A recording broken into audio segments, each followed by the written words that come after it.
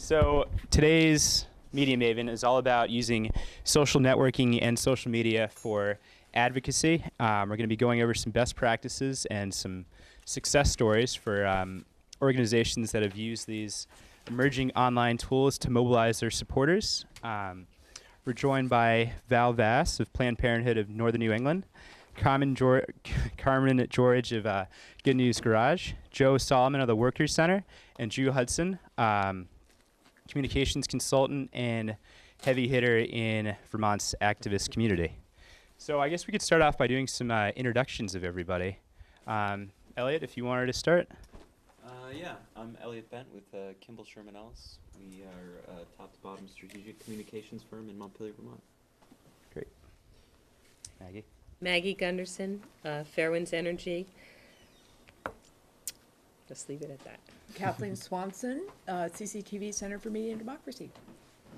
I'm Julia Curry with Champlain Housing Trust. Megan Humphrey, I'm here for CCTV and also a nonprofit that I started called Hands, which does a Christmas Day dinner for seniors. Linda Della Duca, and I run a support group called Burlington Kin for grandparents raising grandchildren.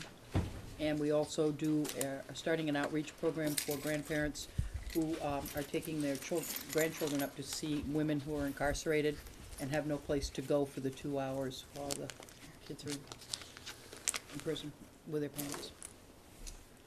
Joel Gluck with CCVA. What's that? Champlain Valley CVAA, Champlain Valley Agency on Aging. Right on. I'm Heather Bell, an intern at CVAA. Great. And if you just wouldn't mind introducing yourself? Helen Frysmuth, United Way of Addison County. Great. Thank you all for coming. So are there any announcements anyone would like to make for the room? Any trainings or events going on with everybody? Sure. If anyone has next Wednesday free, you're welcome to come to Montpelier with us for the Housing and Conservation Advocacy Day. Great. Anyone else? Sure. Next Wednesday is the vote on Vermont Yankees, so if you're going to be there for the other event, you might want to step into that one too. Great. So I'd like to start off if each of our panelists wouldn't mind introducing themselves and some of their professional background. Val? Do I need mine? Yeah. I'm Valerie Voss. I work for Planned Parenthood of Northern New England as the Director of Community Engagement, which is a fancy word of most of what I do is the outreach as well as the internet strategy. And a little bit over a year ago, we decided, because our target demographic is indeed 18 to 29-year-olds, and we serve about 54,000 people in northern New England, both rural and urban areas across Maine, New Hampshire, and Vermont. We decided to start a social media presence in order to message better and to inform our patients better. We started small, and it's grown. It continues to grow, and I look forward to talking to you a little bit about how nonprofits can actually staff it, strategize it, and how to do this. Hi, I'm Carmen George. I am with Good News Garage, and I have over 15 years of experience in marketing and development, and I manage our website and our online presence. And so I look at things through the Google Analytic and search engine optimization perspective, and so hope I can contribute to this conversation. Sweet. My name's Joe Solomon. I am repping the Worker Center and the healthcare, fighting for healthcare as a human right. I'm a relatively new volunteer. Prior to trying to do some innovative stuff with social media for the Worker Center, I did some social media coordinating for climate organizing with 350.org, where it was very much about building a movement and demonstrating a movement using online tools such as Facebook and Twitter and YouTube and Flickr, and of course website strategy and email strategy.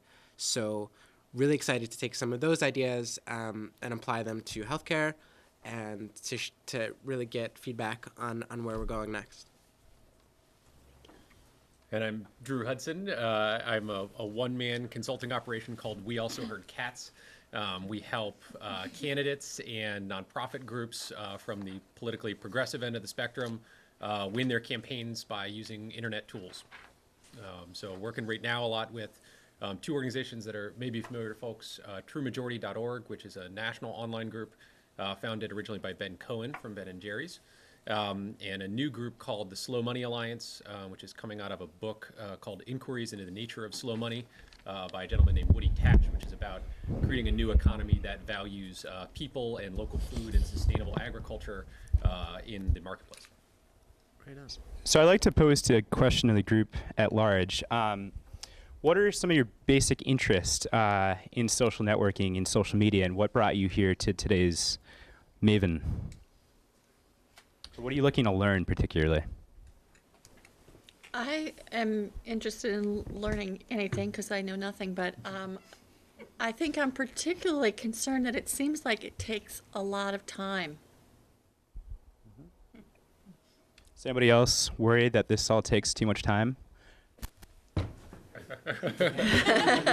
Maggie?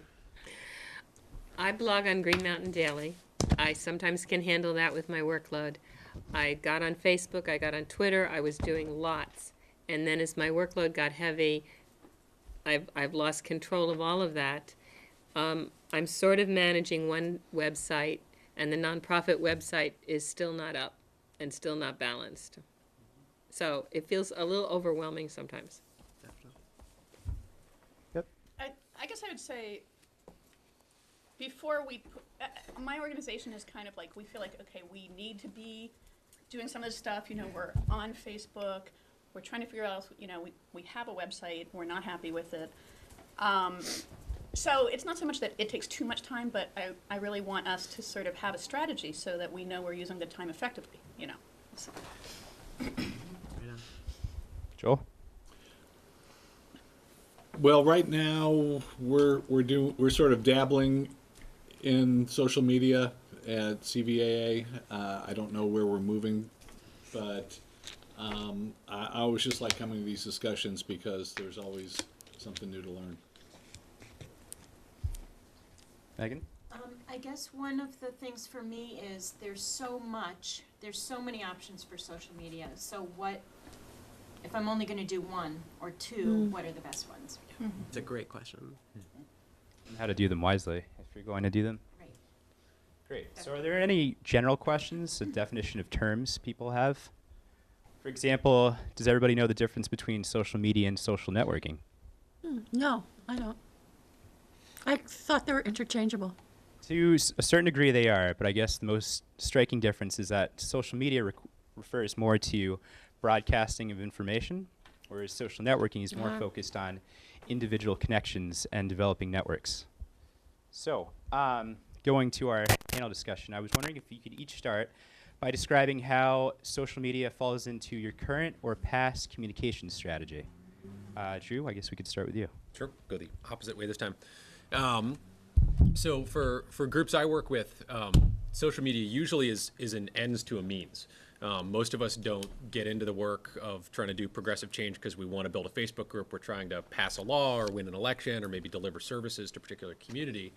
And we get into social media because we think it's a way to talk to people. So I got into this originally. I'm actually originally more of a field organizer, doing a lot of the kind of work that other groups here do. I was a door-to-door canvasser for political campaigns. I did a lot of work setting up phone banks and lobbying the legislature. Worked for a long time at the Vermont Public Interest Research Group doing that kind of work, VPIRG, here in Vermont, and sort of stumbled into social media and online work as a way to do it faster and better, to connect to more people. So I would say, you know, the kind of stuff that I help people deploy now is usually, it comes in two flavors. The first flavor is you have an immediate campaign goal, like the Vermont Yankee vote someone mentioned that's happening this coming Wednesday. So you know exactly what's going to happen and when it's going to happen, more or less. There's going to be a vote next week or there's going to be an election in 2 months. And you want to use social media to reach a bunch of people around that specific timeline. The other, that stuff works great for social media, as Nick's sort of defining it, more like YouTube and creating content that pushes out one direction at people. Social networking is great, can help with those too, but it's more often part of the plan for groups that are trying to build a long-term presence. Social networking is more the area you want to go to if you're not trying to win a particular campaign or election, but you're trying to serve a population. So if you're one of the area on aging groups where you know you have a population that's going to be there, you want to stay in contact with them, and you don't know what you're going to need to say to them 6 or 12 months from now, but you know you're going to want to say it, that's where we help set up social networking strategies. So we do a lot of work with my sort of usual trifecta is the suite of Google Analytics tools someone already mentioned, so both tracking websites and then using Google to help push those out with Google Ads and things like that. Facebook, which a lot of people are on now, it's fast growing and especially fastest growing. The slide was up there a minute ago among older people. We often think of Facebook, or it's often been described as kind of a college phenomenon, but it's fastest growing right now among people who are over 40 years old. And we do a lot of work with Twitter as well. And those can all kind of link together. We'll probably talk more about how to best practices for connecting all these things so you don't have to update 4 places, you just update 1 place. But those are the 3 big tools we usually use. Wow. that was great. That was like 101. Excuse me, I don't want to interrupt, but somebody's cell phone is on and it's interrupting. No, I think it could be. Oh. Haha. Sorry. Busted. Sorry, I didn't know. I didn't know. I don't actually know how to use this Right, thing. thank you. It's done? Yeah. Okay. I think it was just too close to the mic. Got it. So what was the question one more time? So how social media played into your overall communication strategy in a current campaign or past one? Okay. I think social media, Drew, I think what you mentioned about how our goal is not to grow a huge Facebook page, right? That's not even a measurement of success, right? And it's easy to confuse it. It's like, oh man, my Twitter account doesn't have 1 million followers, I'm failing. We can sometimes have those feelings, right? And the way I like to look at it is that there's no such thing as an online movement unless you're trying to fight something in Second Life, right? We're trying to change the world. And campaigns that I've been involved with are about building power and about real-world organizing. And Facebook and Twitter and social media, as was defined, like YouTube videos, have been incredible in recruiting new members to a cause, in demonstrating a movement, and in keeping the connections going from real-world connections. So offline organizing is absolutely a part of the social media, of the social networking, and the social networking can help keep those ties and help make those weak ties stronger and really build a support network for the movement. So a lot of the social media work that I've been involved with, Facebook, I'm sorry, I do interchange the two, social media and social networking, has been very much about helping people get offline, and I definitely am really excited about that. It sounds like there was a few questions around time and how social networking can take up a lot of time. One of my big questions is how we can leverage as captains of this new way to use the web for change. We're all leading the way. We're all on this frontier. How we can make sure and explore ways that we can balance it and use these virtual networks to inspire a lot more real-world networks and build power within our communities and build communities to affect the changes we need. And there's so many of them. So, yeah. The way that social media fits into Good News Garage's marketing strategy is that it helps keep our allies close at hand. And what I mean by that is we give people an opportunity to be connected to us, and if we have something that should arise, say a budget cut or even a happy event, and we want to know how to get in touch with them. It's like having a list of phone numbers that we can easily access and send out a message to.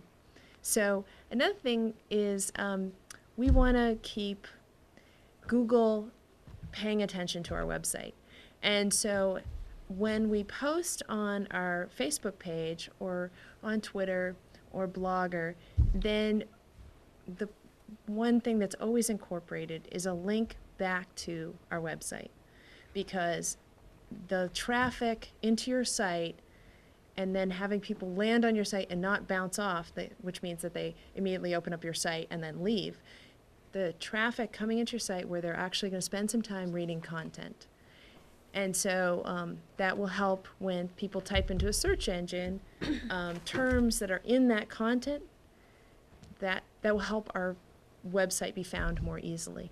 And ultimately, that's what we want to do, is get more people who are looking for place to car, donate their car, donate their truck, to be able to find us. So we use it as a way to boost our search engine presence. It's part of a search engine marketing strategy. I wonder how you use social networks, like say Facebook and Twitter, to find people that may, like it sounds like you use them really well for helping people find you, but I'd be curious how you also use them to connect with people that are like, put up a Craigslist post and say like, I have a truck, I don't know what to do with it or something.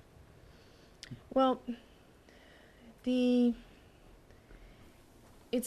at this point, we're really just trying to keep our friends, people who come through, and keep them in touch with us, because Right on.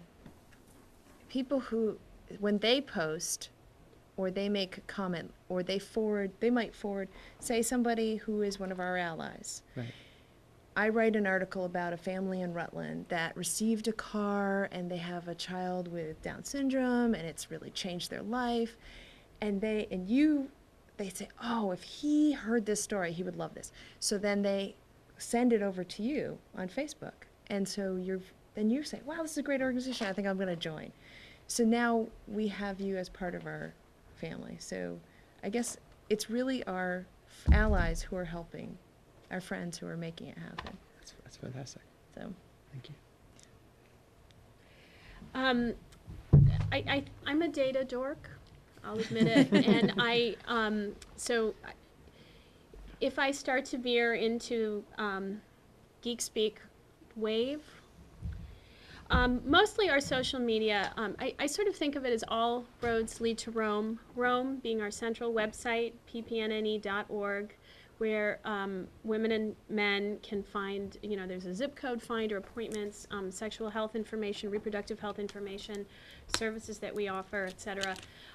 But ultimately, I think that our social media is about building community.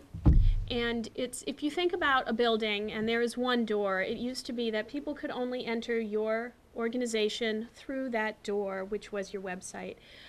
Social media is really the scaffolding, so now people can crawl up and come in through any window they want. That's sort of a probably poor but somewhat accurate visual metaphor. So Planned Parenthood of Northern New England has a lot of interests. One of them obviously is to get absolutely pertinent sex information to people who need it. We have the strength of our brand. People trust us.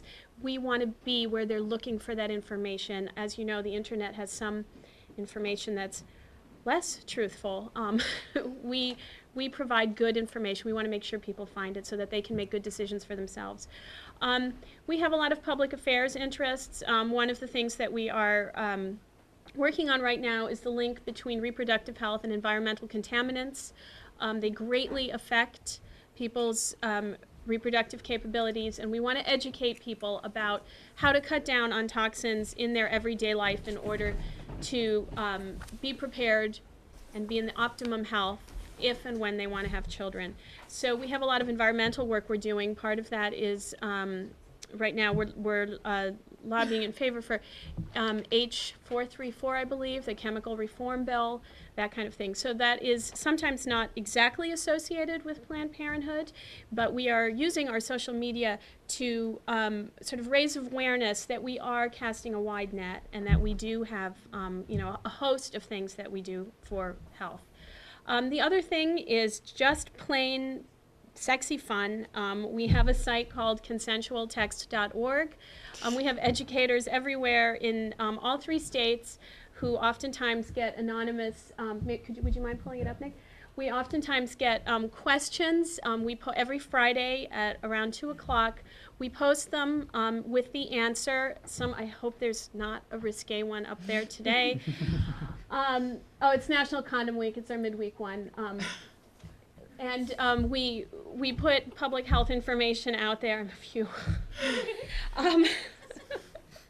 So I didn't check before I left the office. I never know what comes up on these screens. Did you come up with Yes, I did. Consensual text, yes. You came up with that? Yes, I I love did. that. So, and there's good text and there's great text.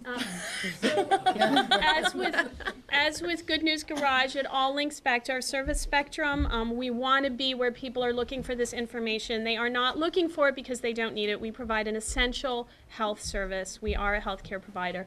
So, okay, yeah, that's one. Scroll down. But these are genuine questions that are on the minds of our target demographic, and my feeling is that if people, and our organization's feeling is, if people are asking these questions, it is information they need, and we can't judge that. So, have fun perusing that. Look at it through that lens, please. So our Twitter and our Facebook is used to draw attention to these things. So for instance, we might tweet, it's National Condom Week, what do you know about condoms? And then it will link back to this site, and this site obviously links to our ppnne.org page. So we use it as support for our messaging. But I want to take a little bit of a different view between social messaging and social networking, that social media is messaging. For us, it is not. We view it as a dialogue creator. We love the feedback we get. It's not always kind. And even the unkind feedback, and I know it's a security issue for some people, it's a branding issue. It's, do I really want to hear people trash me on the internet? One upset customer it's a fabulous opportunity to create dialogue and do right by the people you serve, and to inform them. We love it, and we get a lot of feedback that's across the map on all of our social networking. So it is a dialogue creator and a community creator for us. Thank you. Great. Does anybody in the audience want to describe their overall communication strategy and how their social media and networking effort plays a part in it? Okay, well, you don't have to. So let me ask, actually, is anyone out here like embarrassed of their current social media status? Okay. One thing that maybe doesn't come across when we talk about sort of good news stories, good things that have happened, and Planned Parenthood does fantastic work on Facebook. I think can make you feel sort of inadequate. But I want to come back to Joe's point, which is there's no wrong way to use this stuff. And in fact, a lot of ways, a lot of groups look at Facebook and they look at Twitter and they feel like, God, there's just so much stuff and I don't know where to begin. So I'm not going to start until I have like this really clear, laid out, like an org chart with Venn diagrams and stuff. Right.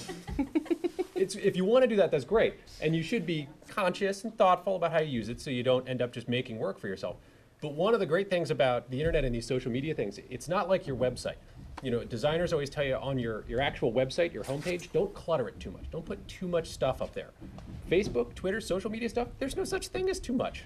And it's all designed to filter and to show other people communicating too. So the more you put out on it, the better it gets. So one thing I always tell people is if you don't know where to start, just start a little bit. Do what you can. Don't make yourself crazy. And do make the plan if that provides you security and comfort and feeling like the Venn diagram will show you what to do when you don't know.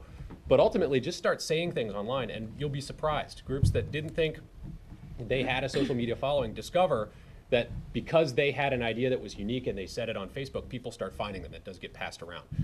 That's the whole purpose of these sort of networks. And so if you walk into it like a dialogue, like you had a room full of people standing there in your office and you didn't know what to do with the people, one thing to do would be like shut the door to the conference room and don't go talk to the strange crowd. Another thing would be like walk in and just say, I don't know who you people are. Who are you? Why are you here? And just doing that much can start a lot of dialogue. So Drew, would you mind, it sounds like you're describing the learning curve for becoming the social media and social networking wizard.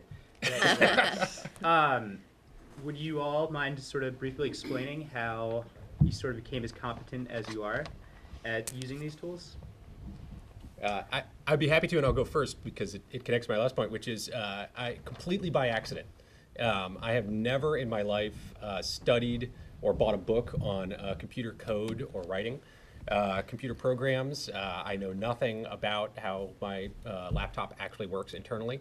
I figured all this stuff out because I worked for nonprofits and for candidates who wanted to engage people. For a variety of reasons, we felt like there was some sort of juice out there on the internet.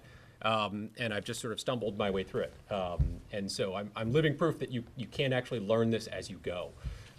It does help, if you're looking to jump from knowing nothing or doing nothing with social media and social networks to doing a lot of stuff, it can be helpful to bring people in who've done it before, just so you don't spend a lot of time having to learn the ropes. But one of the great things is actually that this stuff is all designed for people who know nothing. And there are a bunch of resources out there that make it really simple. And I mean, like, type something in box, click button, done, simple, to create really interesting online social media presence. And so one of the things I've shared that'll be out on some of the links with this are a bunch of just little widgets and tools I use that exist around the internet that help you build little buttons that link to a Twitter feed, that connect directly to your Facebook page, that link your Twitter account to your Facebook page, so you can post one place and it goes all over the world. There are little tips and tricks out there, and a lot of them are very simple to use. So the way I learned it was I just started trying to solve the problem of I need 500 people calling their legislator, and I only know 100 people. Where do I find the next 400? And I started emailing and asking questions and reading the help section on Facebook, and that's where I figured it all out. That's awesome. I really like your closing point there about starting with a goal. Yeah. And I like your opening point about joining a party. Is the mic okay when I'm over here? Okay, excellent. Right, because it is a lot more about relationships than technology. In fact, it's not really about the technology. If you're intimidated by people, you might not be a great online organizer. And I thought it might also be good to mention, possibly now, possibly later, some good sort of living resources that are not that overwhelming for getting involved with this field. One I wanted to put out there is wearemedia.org. It's a living, breathing wiki, so anyone can edit it, and it's created by a bunch of nonprofit tech consultants and online for change folks. And it walks you through different modules, from strategy, from is it right for you, to more good stuff, like tactics, like the tips and tricks and widgets you were mentioning. So how I got started, it's a wild story. The truth is I got started training as a clown. I was running an online business in Brooklyn, New York, and I was like, this sucks. And sold my whole inventory and went up to take a clown workshop in Toronto, Canada for 6 weeks, right? And I found through this clown workshop certain principles that I became so passionate about that happen in a lot of theater clown shows that then later I found out played a dramatically close role in Web 2.0. And a few years ago, this was all Web 2.0, right? It wasn't social media yet. So three of those things were transparency, collaboration, and another one, which I'll remember in a second. And the transparency, with a clown, you always see the emotion that they're feeling, right? Whether they're really angry, right? You see it. They're all of it. And if they're really sad, they're all of that too. They're crying. You see, when you think of a clown, you think angry or sad. There's two examples, but they could be, there's a rich emotional palette that we all have. But it's always the really striving to be transparent. I think what you mentioned, being out there saying, I don't really know how to use Twitter, but I'm going to join. And, being able to say that on your Twitter when your nonprofit makes a mistake, or when you're trying to figure out what's next and being honest and upfront about that.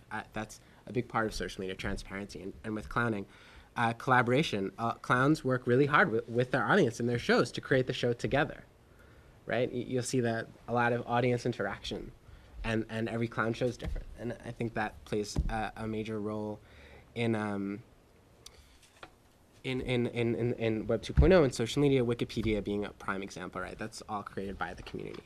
And the other one is connection, and that we exist in a clown show. You don't exist, you exist between. You exist in that space between you and the audience. You don't, and in web and social media and social networking, you are not your website, your connections with your community. And we see that with Facebook and the conversations we can spark in those threads. We're going to see it in Google Buzz. We see it in Twitter conversations. We see it now that so much of our online media is about the feed, right? You're no longer even your bio anymore. You're the daily feed, the grind that you go through with your community, and it's a total clown show. So that's how I got started, more or less. I had a baby, and for a while after had insomnia. Related to crying.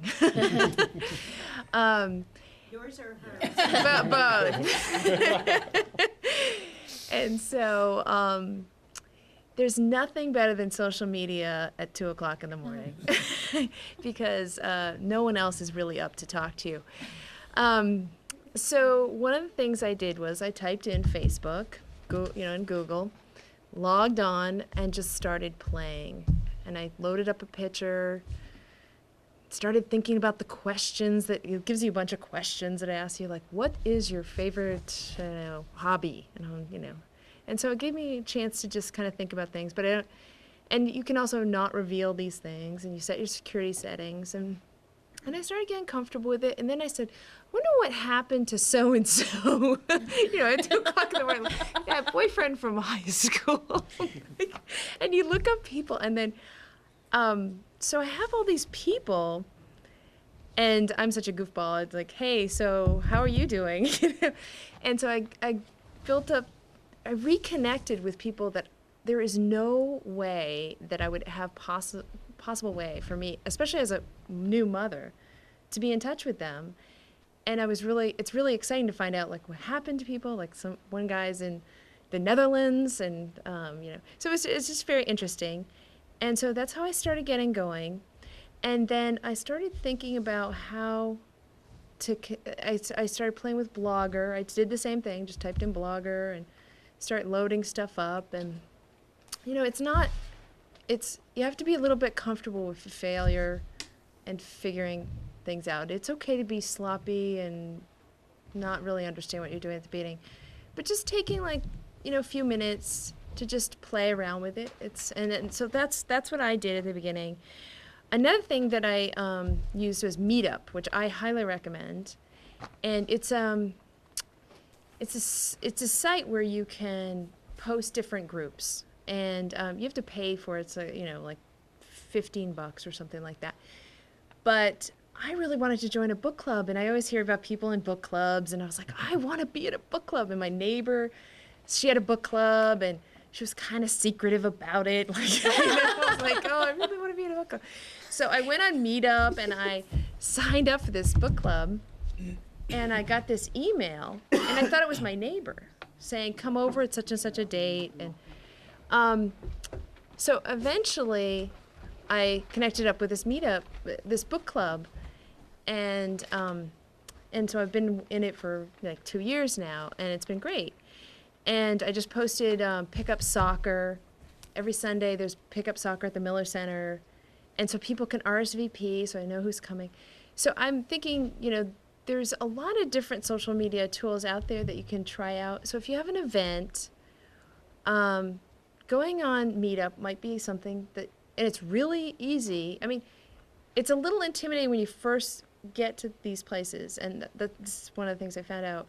But just be willing to just give it a try, and you will.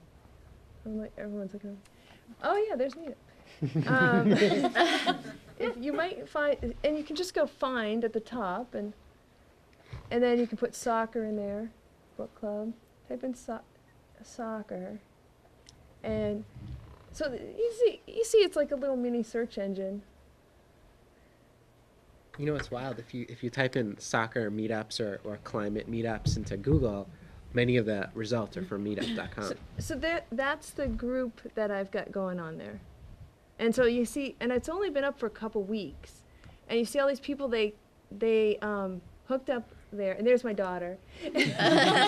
And I really wanted to make it friendly, because I wanted people, it's mostly women, it's not competitive, as long as you have a water bottle and sneakers. And come get some exercise and fun. So so that's kind of where my trail of, and then I've brought it to Good News Garage, and I use Facebook as a way to share information with our volunteers. So I just found, I was going through a drawer and I found these old pictures of Good News Garage when it first started, and I was like, oh, this will be fun to share with the volunteers. So I scanned them, and then I put them up, and I said, oh, check out these old pictures of Hal and, the first garage. So how much time a day do you spend on networking? Once you get it set up, once you get it set up, that's the chunk of the upfront time. But after that, it's basically like writing an email, so just got to put a little thought into it. But, I think about the volunteers more as friends. And so I'll put something up, and it's usually when I want to share something with them. I try to just get it into rhythm, like as if, once a week or something. But, about the time it would take me to write a good email.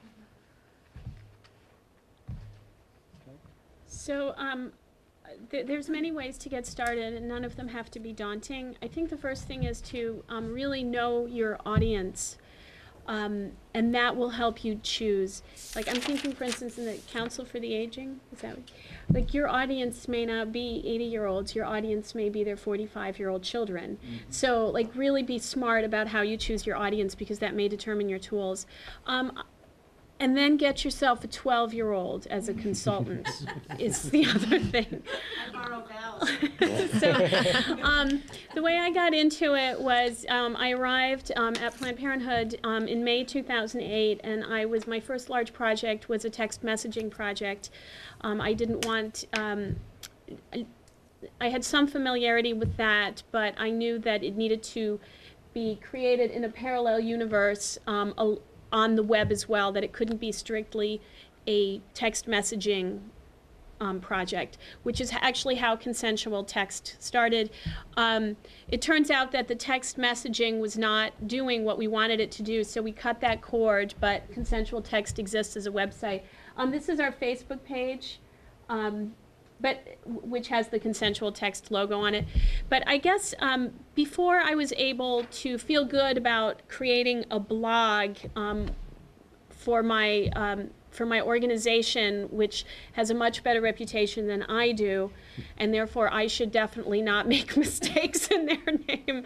I created a blog on my own, not unlike what you did. I went to WordPress, which I was told is the most basic and idiot-proof way to start a blog. I created a blog called nakedanarchists.wordpress.com. That one is clean. G. And I blogged about my children. It was called Naked Anarchists, not for any activist reasons, but because they have no respect for authority and are never clothed. So I created this blog, and with that, I was able to learn analytics. I was able to learn how people, if you will, consumer behavior. Yeah, there you go. Consumer behavior on the web. When do people check? What resonates with people? How do people respond on the web? And I did this for about 4 months. I then did the same thing really with Facebook. I did the same thing with Twitter, and I learned on my own expense. And as I became familiar with both the metric tools, the way Twitter is a very different medium from blogging. I mean, it's microblogging. It's 140 characters. If you can't say it in 140 characters, it is not worth tweeting. And it really makes you self-edit. It makes you smart about your messaging. It's a wonderful economic tool, if you will. So there are several different almost user personalities that are associated with these. Figure out whom you're communicating with. And don't be surprised if you're wrong. You may actually find that you are receiving responses from people you did not know you shared an interest with. And what a great discovery. I mean, and that is, again, the dialogue piece of social media. And I sort of feel like honor the dialogue. That's really, know your audience and honor the dialogue, and you will not go wrong. And take it slowly. You do not have to have 2 blogs, Twitter, Facebook, all by lunch tomorrow. Build it slowly. You'll get familiar with your tools. You'll create a comfort level, and then you're going to say, well, wait a minute. Now, if I had a Facebook account, I could really blow this out of the water. And you'll know that's when you're ready. When you are limiting, or when you feel limited by the tools you are using and you need a little something extra, you will self-propel yourself to the next stage. In terms of time, I think Upstart, initially, learning this is all new, learning it, learning how to quantify it, that is difficult at first and takes time. But once you have it down, I mean, it's 140 characters, people. How long can it take? Characters, not words. I need a little more background information. I understand Facebook, you have email addresses and you send them out to people that you know. Actually, no. It's the shocking thing about Facebook is it's less like your email list, which we actually, surprisingly, nobody has talked about email yet, Yeah, which I still think is the that's most what I important do. online organizing tool probably is just Absolutely. emailing at people. But Facebook works more like that room full of strangers I mentioned before. So when you put something on Facebook, you're not actually, it's like you're emailing to them, but actually what you're doing is you're posting something, and then anybody who's chosen to be your friend or your fan or your follower or whatever sees it in their stream as well. But So you it's more like find shouting them- into a crowded room. But don't you find them by sending out like a mass email? I mean, You can often, when people first start up their account, Yeah. they'll email. You can also find people through, Facebook itself has a little search function, so you can type people's names or regions. Like type Burlington, Vermont, and you get basically everyone in Vermont, because Facebook thinks we all live in Burlington. Shocking. You can And so also with- put the Facebook icon linking to your Facebook account on your website, so that people who would be coming to your website might feel inclined to become a fan of yours. Like, if you, would you mind showing the Good News Garage Volunteer Vermont page? Like, How fast can Nick type? this, because I want to have the volunteers who work as ambassadors for Good News Garage to kind of get to see each other, know, because they'll show up at a booth, and we've scheduled them with someone they've never met. But I can always say, you know, if you look, just go to Facebook page. So if you go on our volunteer page, you'll know who you're looking for. Is it this one? He's talking? Volunteer. I'm sorry, it's on our website. Yeah. Okay, just keep it right there. So, see how we have this little box? So people who are interested in volunteering for us come, and then they say, oh, well, I could be a fan of, I could link up there. And then it take them to our Facebook page. So they can learn more about us, and they can be part of a community. Does that help? Okay. So now, what about Twitter? Do you do the same thing with Twitter, or who gets your Twitter messages? It's linked. There's different people who are using Twitter, but our Facebook page is tied into Twitter. So whatever I post on Facebook automatically posts on Twitter. So I only have to do one. And we I don't understand do that. but There's how, different ways but to- how do you start? Do you send an email out to people that, you know, be Yeah, my yes. Twitter friend, or do you? I think that's a great way to start the conversation. Yeah. And also, you know, what we always do is, you know, in the various campaigns that we run, is we'll take our email list Mhm. that we've called through events and things like that, upload it into a dummy Gmail account, and then what you can do is you can pull all of those email addresses Oh, that's and brilliant. Yeah. immediately follow them. So How do you do that with a Facebook? Wait, spell you that out can't more? do it with Facebook and fan pages. You can do it on a personal level. So what we'll do sometimes is, I'll back up in 1 second. So what we'll do on Facebook is we'll create an account for, like, say, the CEO or a sales rep, and then they will personally add all of the people that they've sold to or know, sort of, kind of quasi-know. I hear what you're saying. And then they'll suggest the fan page to those people. And I also, if you do you guys send out an e-newsletter? Depending on the client, yeah. Because you can send out an e-newsletter and say, hey, keep in touch with us, and have a link to your Facebook or whatever. And people can join. We definitely have run with that advice, and in most communications that I've been involved with 350, we do a PS at the end of whatever blast we're doing, like, hey, you should follow us on Facebook and Twitter. You know, and it's pretty easy. What I was saying about Twitter is you can take your email list, put it into like a CSV file, and then you can upload that CSV file to Google, like a Gmail account, and then you can have Twitter access your Gmail and follow everybody whose email address is associated with the Twitter account. So it's like a mass immediate follow. Brilliant. Yeah. Another really easy way to get to followers is just to follow people. So if you want to follow everyone in Montpelier, for example, there's a pretty good reciprocity of following on that. So people want as many followers as possible. So it's very unlikely that someone would decide not to follow you or deny that you could follow them via Twitter. So the whole purpose is to get as many followers as possible. So it's pretty easy to start that initial friending and following list. One thing that Valerie, that I get the feeling you would also recommend is to jump into the conversation. Yeah, and that actually brings us to, like, Twitter has something called hashtags. I just saw yours up there. Hashtags are a fancy word for the number sign with specific letters or like a code word and people might type that in their Twitter searches to find something. Everything that has to do with Burlington is generally hashtagged as BTV.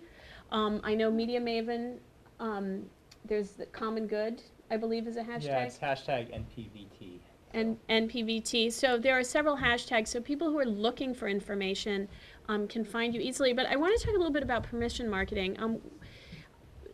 When you, it used to be, I think that marketing has sort of, just to give you the meta view, marketing used to be, you turned on the TV in the early 80s and then, Michael Jackson's hair went on fire at the Pepsi commercial and you bought Pepsi. It was sort of people spoke to you and you either chose to make a consumer decision or not, or to convert into activism or whatever, but you were sort of shouted at through whatever medium. Then came permission marketing with the dawn of email, which is you buy something from Amazon.com and you click the thing, yes, I want to know about your coupons, and you click it. So you are giving them permission to market to you. And email is a lot like that. Your online activist lists, people who sign up when you're tabling and you give them your email and then you find out about a healthcare reform rally or something in Montpelier. Twitter and Facebook are a little bit different. You have an opportunity here to find people you did not know about who care. And you do not know, they are not necessarily in your usual circles. Like, I think it's a great idea to have your salespeople, sort of say, hey, everyone who's already, converted, join us over here. But you can leverage that even higher. You can go and say, hashtag healthcare reform, and people you did not know will suddenly come running to the Vermont Workers Center page because, whoa, these guys are doing some good work. So it's really a way of creating new relationships if you're smart about it, and it enables you to cast a wider net. And that's the beauty of the social media part. It's social. It's about the relationship. Prospecting. Exactly.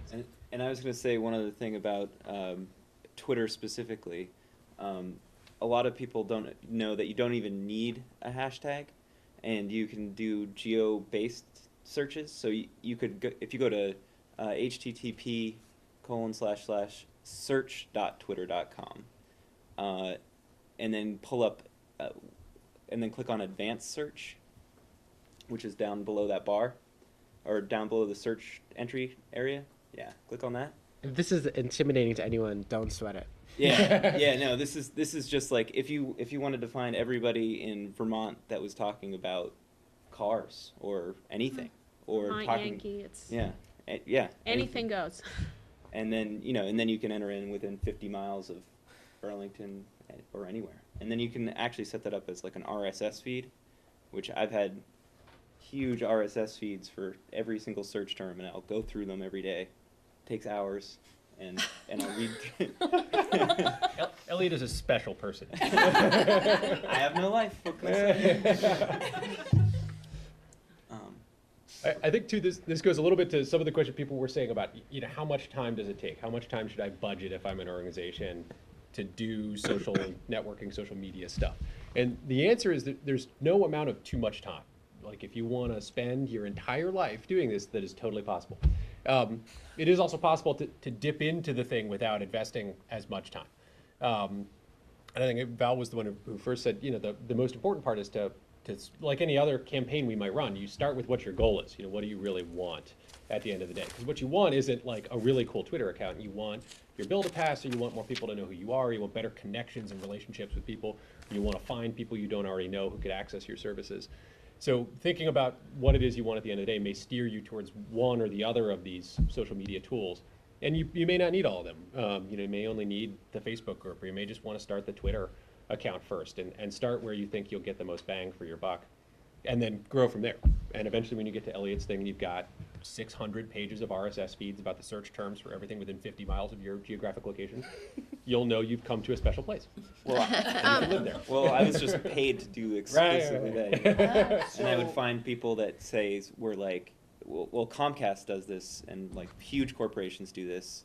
They'll just search for mentions of their name, and then when they find out that somebody said, oh, Comcast stinks, they'll send them a tweet and say, hey, can I help you? And it basically converts somebody that is bad mouthing you to somebody that is really loyal to you, and that applies commercially over It's nonprofit like or anything. something that used to exist in the distant past called a media clipping service.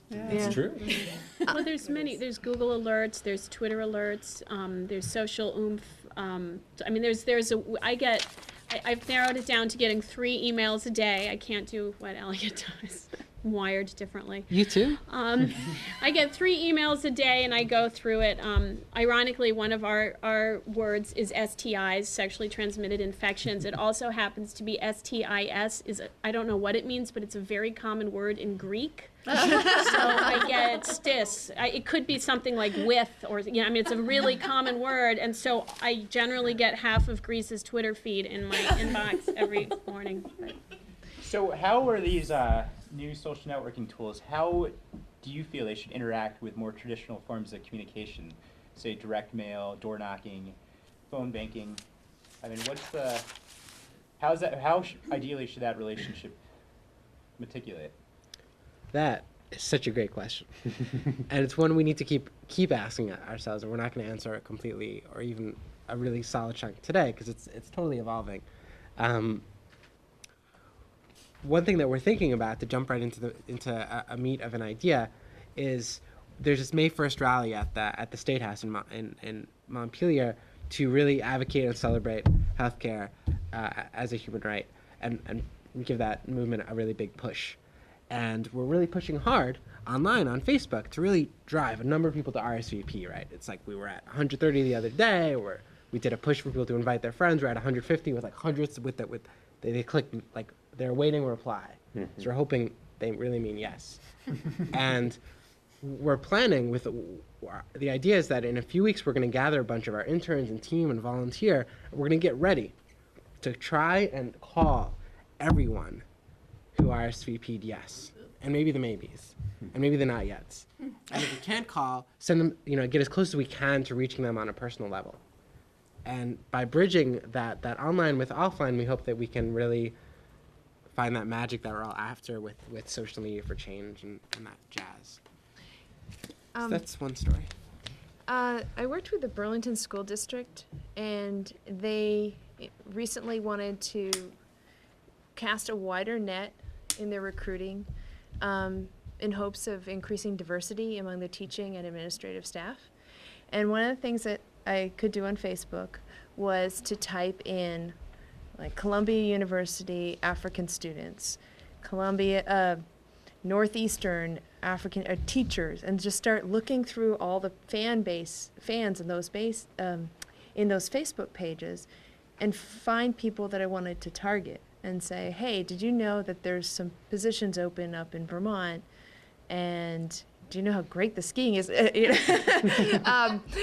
And so you can, what I was thinking, there's one thing that's really hasn't been discussed, is that you can go on Facebook and start looking for resources that you want to bring into your organization. And maybe as a volunteer or just asking someone a question. Another thing I just did for fun, I said, I wonder like how I'd love to have a friend in Africa. So I just typed in Africa and I went through all the people and I was like, she looks cool. I want to like meet her. So I emailed her. I said, I don't have any friends in Africa. Would you be my friend? And she was like, sure, you know, but she's like, I'm living in DC now. So, you know, and she ended up being, she and I are friends on Facebook, and she's a film producer and she's doing a film about rape in South Africa. It was really interesting. And another thing I've noticed is that a lot of my friends, not all, but a lot of my friends were white. And I said, wow, I really want to break out of this socioeconomic. That's great. I want to break out of this. And so I started kind of going out there and saying, you know, and people are really, for the most part, I haven't found anybody who's turned me down, and people have been receptive. And I also, like, I just saw an interview with Queen Noor the other day, and she was talking about, she's like, well, I really have, you know, being a queen, it's really hard to make friends. So I go on Facebook. I'm like, wow, that's really amazing.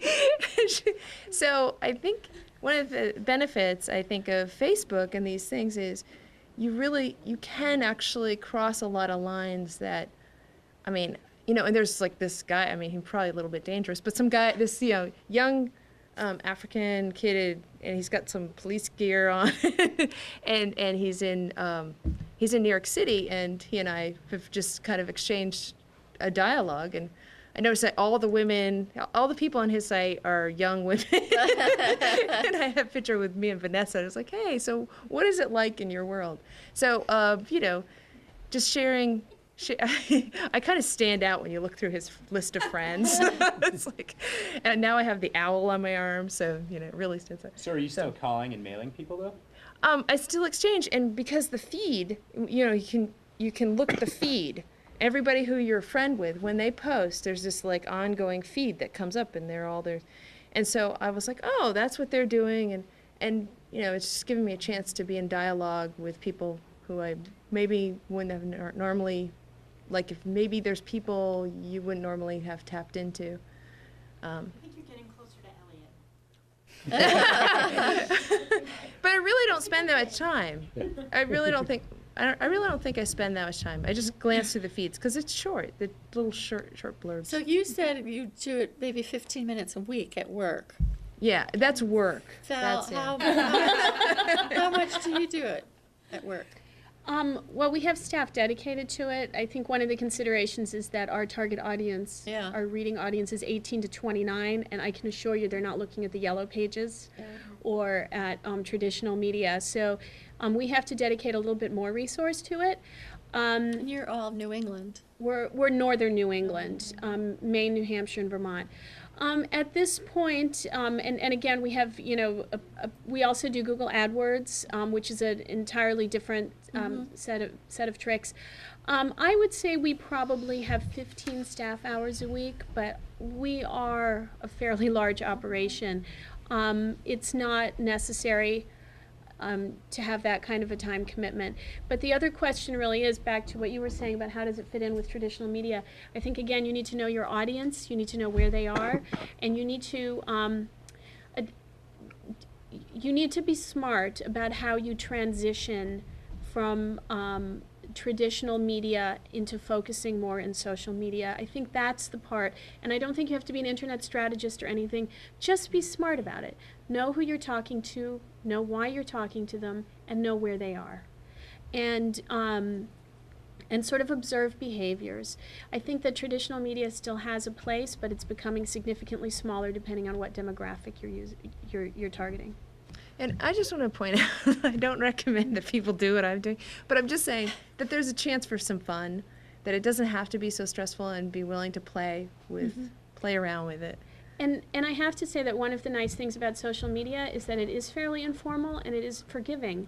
I cannot tell you how many times I haven't had enough coffee in the morning and have gone in, tweeted something and linked to something that was non-existent, mostly because I just wasn't paying attention, and you can literally follow up with a tweet that says, "Not enough coffee, people. Here's the actual link." And people will email or tweet you back saying, "Yeah, haven't had coffee makers broken in the office. We feel for you."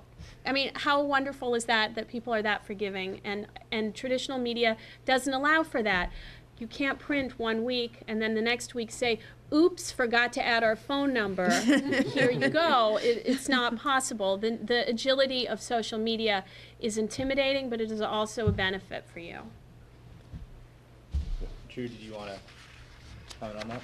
Sure. Just a brief note, and then I think the answer, what's the role of all those other things? I think those are actually often the point of social media. I mean, what we're trying to do with Facebook and Twitter usually is not talk to the people who are already our friends and followers. We're sort of trying to reach through them to the next audience of people that are their friends but not our friends yet. I mean, that's often why we're doing the work online. And if you're thinking about, online and what would you forward to your friends, what would you retweet or post on your Facebook page when you saw it, it's usually stuff that happens in the real world. I mean, sometimes it's a news article or something, good content is always really key.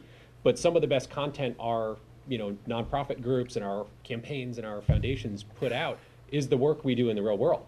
And it doesn't have to be a big thing. I mean, I would actually say if you're trying to figure out how to start with Twitter or Facebook, spend a week having somebody who's in the center of your office life, who's connected to all the varying moving pieces of whatever it is you guys do, and just have them sort of narrate their day on Twitter or Facebook.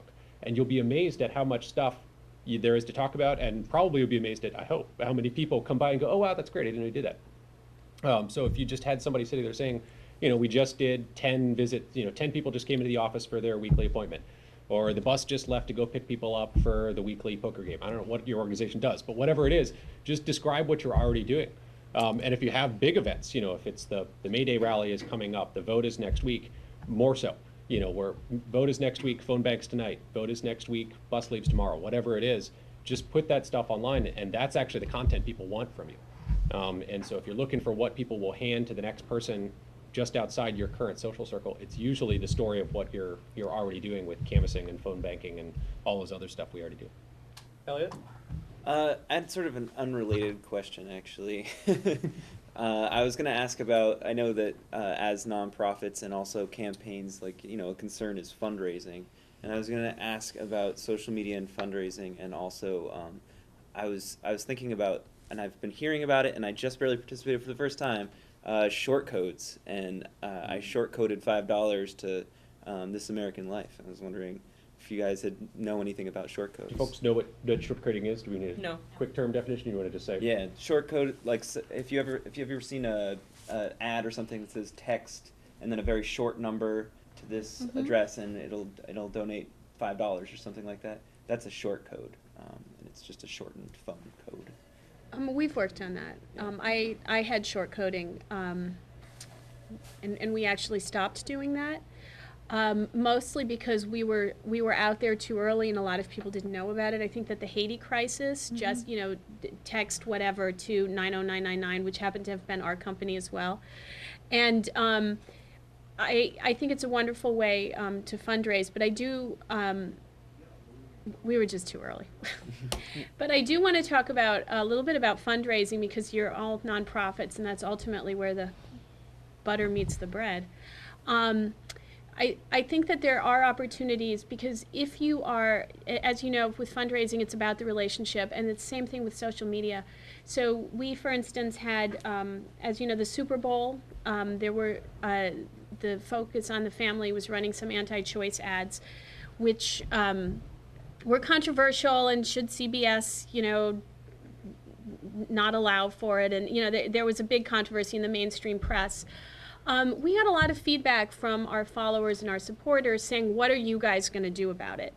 Well, we're protectors of the First Amendment, which I'm sure Lauren heard me say, even though she's on a plane. And we, we believe that everybody has a right to, so we weren't going to come out against it. And we decided that we were going to leverage it. And so could you go to our Twitter feed? And it's probably pretty, I don't know if we'll be able to see it, but we basically said $2.5 million. There's a lot of health care, preventative health care, cancer screenings, annual exams, et cetera, that could happen for $2.5 million. And that's sort of the take we took on it, and we had people donate in response to a main media event that we, again, built architecture around and connected to our message. And that's also the ability to do that quickly, put that Like into that, motion. yeah, like that. You'd have to go way down. Probably to last Sunday. When was the Super Bowl? I should know that, right? So long ago. But, Free or limit. so, That's what I'm.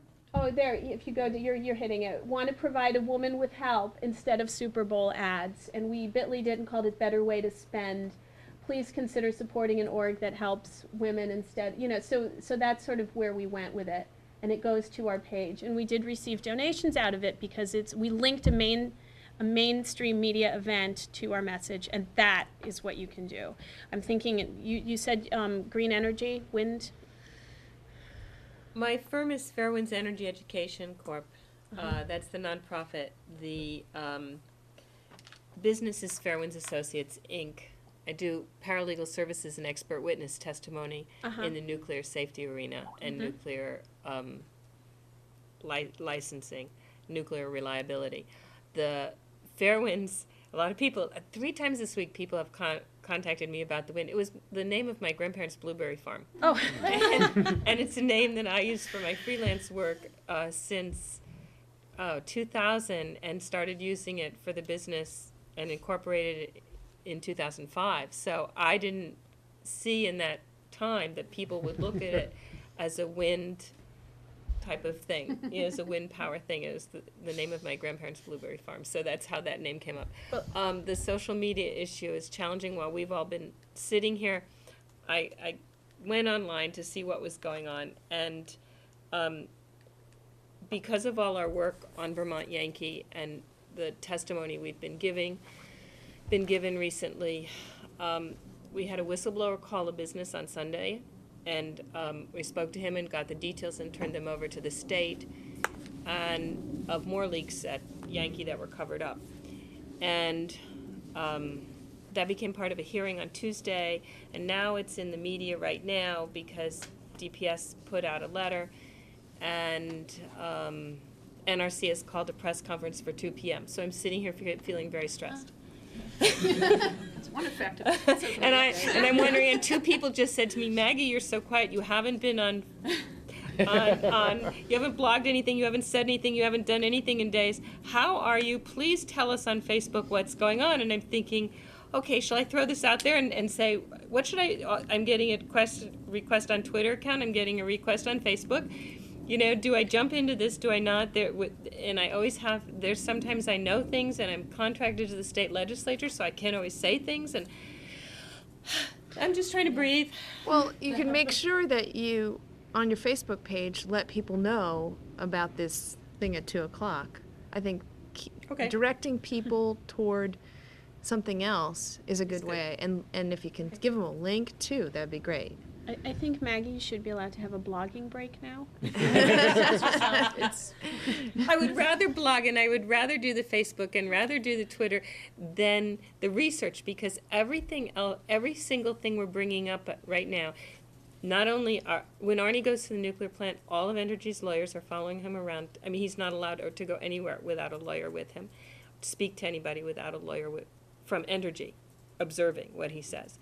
When I was in the hearing at the State House the other day, a lawyer was tagging everything I said, and the lobbyists. So it just feels like, I don't know. So I'd like to use social media and social networking in a positive way to make me feel a little better about it all. So thank you. Well, that was a good idea. Yeah. Well, one question I had is, how in your organizations do you think about the messaging, what you're going to say for your campaign? Do you think, is there better ways to craft your statements? Is there any formal thought on that?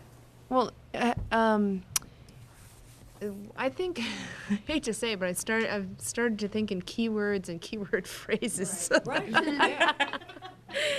And so that's, what do you think that someone's going to type into a search engine to find you? So when I arrived at Good News Garage, people were writing, and on the website it said, donate your vehicle. I'm like, no one's going to write vehicle into a search engine. So thinking in those terms, so car or, so that's one thing is when I'm writing content or making links on the website or doing anything, I'm thinking of the search engine. Search engine optimization is important. In addition to search engine, I often think, what would my friends like? You know, I feel like sometimes when we do personal Facebook updates, they're very much geared towards friends, as if we might be in person. Sometimes when we do professional updates, it's kind of like we're dropping stuff, like, here's a link, check it out.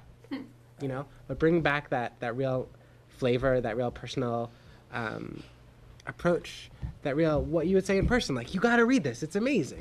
You know, here's the link. Share it if you want to.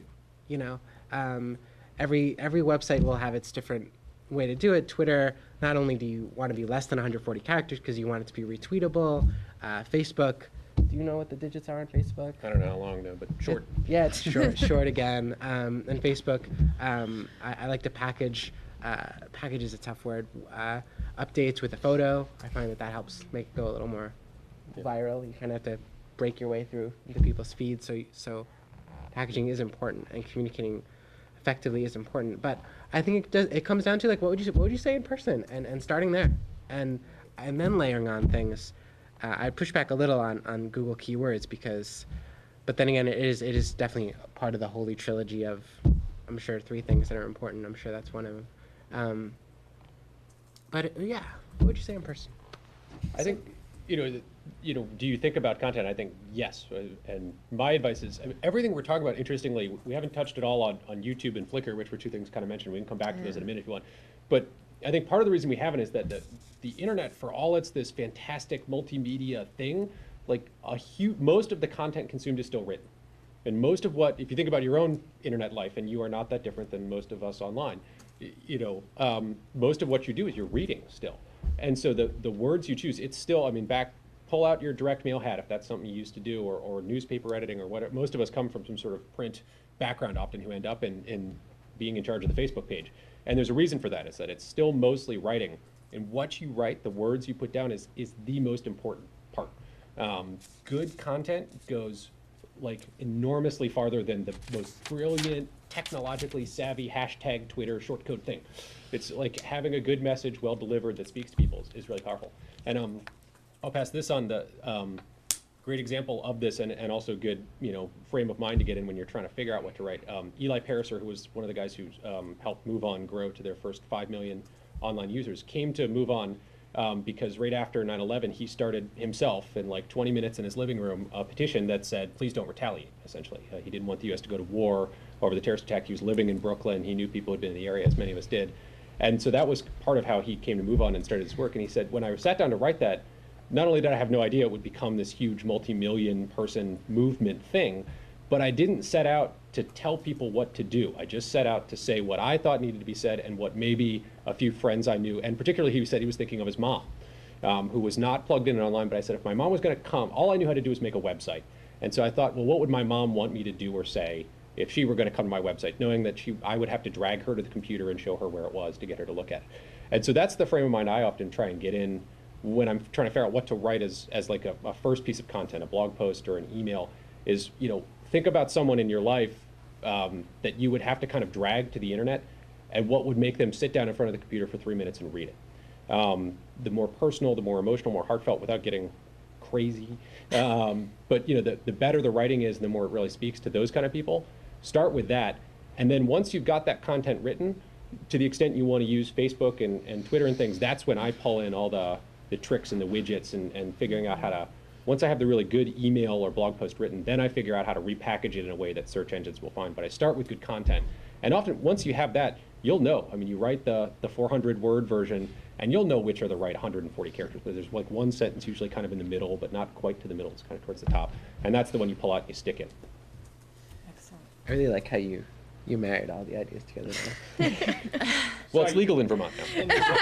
Any other questions, I guess, we could get to in these last few minutes from the audience? I just have a quick comment, because I am really low rung on the ladder on all of this. But I think it's really good to remember that all of this is changing and we're all doing this together. It's all new. You know, in 6 months, we don't even know what's going to happen, and that's down the road. So just doing a little bit at a time and not feeling completely as if you're drowning all the time, I think really helps. Oh, another thing I'm just thinking, that just building off what you said, is, you know, if there's people in this room who know each other and you haven't been on Facebook, just like call each other and like do it together. Like, can you see my picture? Let's friend each other. I mean, have fun with it. I mean, I've done a lot of goofy stuff, and it makes it more interesting. And you know, I do the serious stuff at work, but then when I go home and have some playtime. So don't be afraid to, you'll screw up, and it's really hard to screw up with Facebook and Twitter. I mean, really. So if you screw up, email me, shoot me an email and show me, because I would really be fascinated. And we'll tweet about it. You'll be twice as embarrassed. And you can friend me. You can friend me. You know, like I'm willing to be people's friend. So just if you want a first face on your spot, you know. Well, if there's no more questions from the audience, I had one final question. Ultimately, do you think the surge in social media networking is going to be good for democracy in the long term, or do you feel that there's going to be some immediate dangers and drawbacks to this focus on online mobilization? There's no such thing as online mobilization. And I think that's important to remember. And as long as we do remember that, I think we'll be all right. I think that there is this trap that we should admit of falling into online activism. Even the phrase social media for change, we haven't really used it this morning. The phrase itself makes no sense, right? It's people for change. And when we remember that, and in all of our work, whether it's advocacy or a support network or any kind of charity, and especially when it comes to democracy, those sorts of online petitions, I'm out of the box. I feel like we can do much better than where we are right now in a lot of where we're pushing online advocacy. Online, it seems like every nonprofit now that's in advocacy has like an online petition. When we think of Move On and Avaz, it's these petitions, and we can do better. We can keep pushing that envelope a lot more so, and we can bring in a lot more of the real world, and that's the offline organizing complement. I feel like it's faded, and we can bring it back, and it's when we, but I think what was the first part of that question, but not the one you asked, but it's the same. Democracy. What?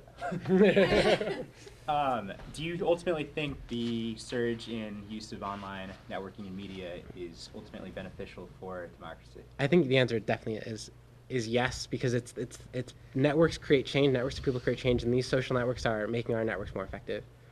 And ultimately how we use that will determine the answer to that question, but I think I have a lot of faith in how we are pushing it. And if we're mindful of strategy and of setting goals, and mindful that it's not necessarily the technology won't guide us forward, we'll guide the technology forward, then I think we'll be all right. It'll be more than all right. I think it makes it for the better. I've heard from some people saying, oh, it's anti-intellectual, you're just having this little blurbs, and I don't agree, because there's people linking to YouTube videos, which gave me information I would never have even known about, and even if, I think oftentimes there's this sense like, oh, you're gonna have a lot of people in your Facebook, your fan page or your membership page. I don't agree. I think even if you had 5 people sign up for your group, that's 5 more people that will have access to information. For example, I run a Facebook page for CP Smith School, and we just started it, and we have 13 people. You don't have to bring it up. You can bring it up. It just started. But I know at least there's, out of the parents of the 250 kids that are at the school, there are 13 parents who have found out, has it gone up? No. There are 13 parents who have gotten to see that the stage is going to be removed at the school with the new construction plan. So it's hard, sometimes it's just just being able to know that in one spot you had a chance to inform more people. The more informed people are, the more democracy is possible. I think good, you can have ignorant democracy and informed democracy, I guess. And so any opportunity we can put out there to provide good information to people is going to improve the world, improve democracy. I don't think it's good for democracy. I think it is democracy. Probably all I have to say. I think it's the great equalizer. Everyone has a voice. What could be better? It's tough to follow when the second to last person is very succinct. But I'll briefly say I think I'm exactly halfway between optimistic and pessimistic. I think so far online tools have been a great asset for democracy. If you want to feel inspired and also like you're not doing nearly enough to figure out how to use Twitter for social change, just follow any of the protests that are going on in Iran right now, which is a great example of people using the real power of the internet is that it lets us do the communication without intermediaries. Takes big media, takes big corporations out of the process, and it puts us in charge of sharing information with each other, but just as fast and as big as the big companies can do. I think there's real danger. I mean, as corporations are getting more into this kind of marketing, as Twitter fills up with corporations, as Facebook fills up and gets sold to corporations and starts pushing advertising more, it's getting harder already to do that as much. But the potential is still there. And so I'm exactly between optimistic and pessimistic that it will continue to be good for democracy. And it depends on all of us, getting out and using the tools and continuing to put things through the channels which are really for the good of society and not just for the good of sales. Great.